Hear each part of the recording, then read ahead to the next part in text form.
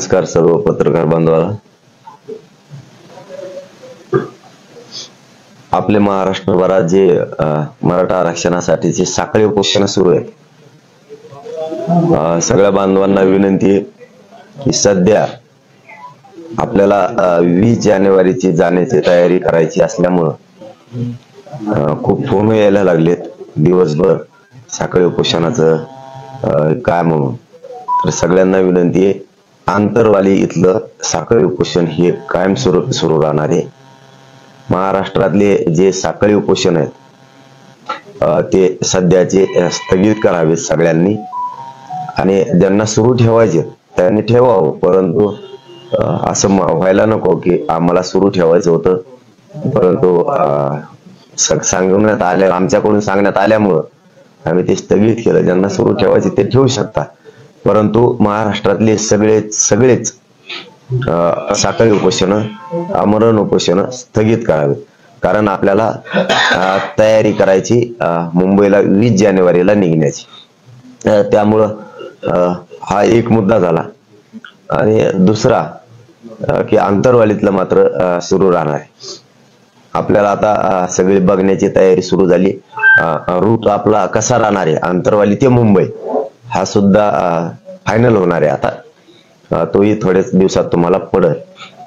तिसरं असं की आपण शक्यता अशी आहे की आपण 6वा दौरा सुद्धा टाकण्याच्या तयारीत आहेत, परंतु बघूयात त्याचं मागापुढं होऊ शकतं, होईलच असं नाही, परंतु खूप लोकांचा आग्रह असल्यामुळं एखाद्या दिवशी टाकण्याची शक्यता आहे।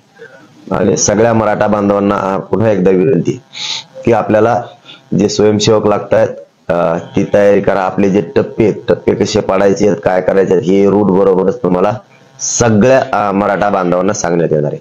फक्त विशेष या बरोबर एक सांगायचं आहे की आपल्याला हे आंदोलन खूप मोठं आहे, त्यामुळं आपण आता घरी नाही राहायचं। आता आपण घरी नाही राहायचं, घरी राहून तरी आपण काय करणार? आपल्याला आपले लेकरं मोठे करायचे, त्यांना आरक्षण मिळवून द्यायचे, त्यामुळे आपण घरी राहून तरी काय करणार आहे? त्यामुळे आपल्याला सगळे काम उरकून ठेवा।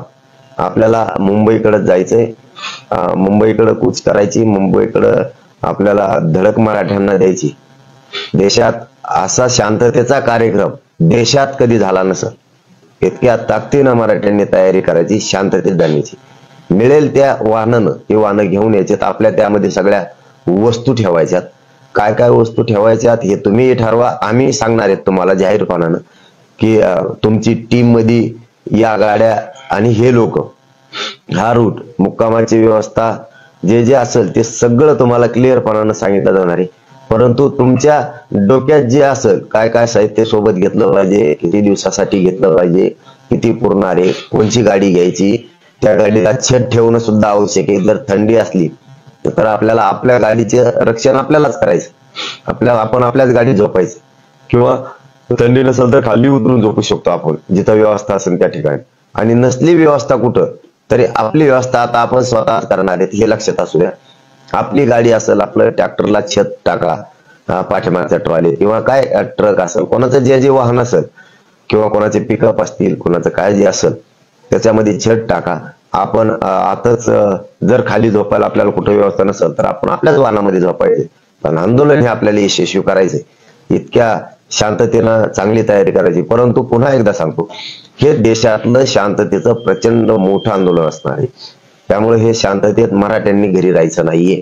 आपल्याला सगळ्यांना आपल्या लेकरांना न्याय घेऊन येण्यासाठी जायचं। मात्र हे आंदोलन शक्यतो शेवटचं असणार आहे, शक्यतो, कारण येताना आता आरक्षणच घेऊन यायचंय। म्हणून ताकदीनं सगळ्यांनी तयारी करा, आणि आपल्याला सगळ्यांना मुंबईकडे आंतरवालीपासून मुंबईपर्यंत सगळ्यांना पायी जायचंय।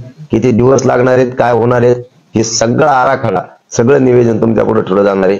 रोड कोणत्या मार्गे जायचं हेही तुम्हाला सांगितलं जाणार आहे, काय काय व्यवस्था केली हे पण सांगितलं जाणार आहे।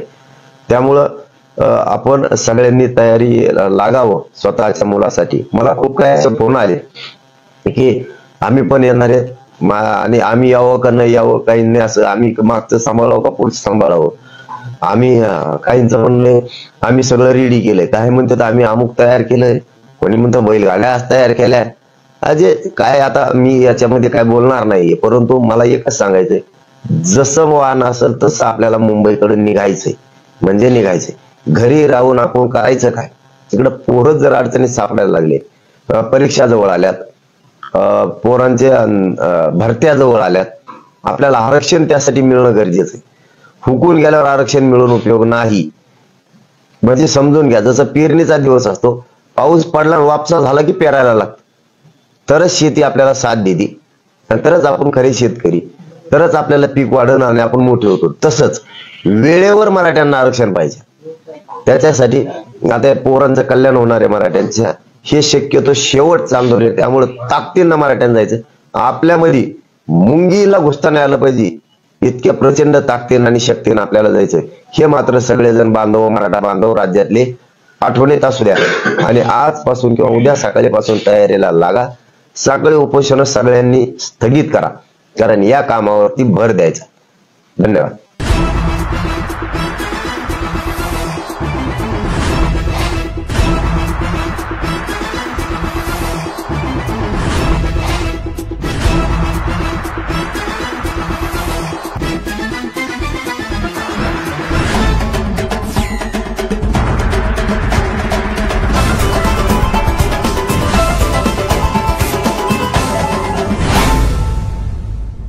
महाराष्ट्रातील ताज्या आणि महत्त्वपूर्ण बातम्या पाहण्यासाठी आपल्या NBI न्यूज मराठीला सबस्क्राईब करा आणि बेल आयकॉन क्लिक करा.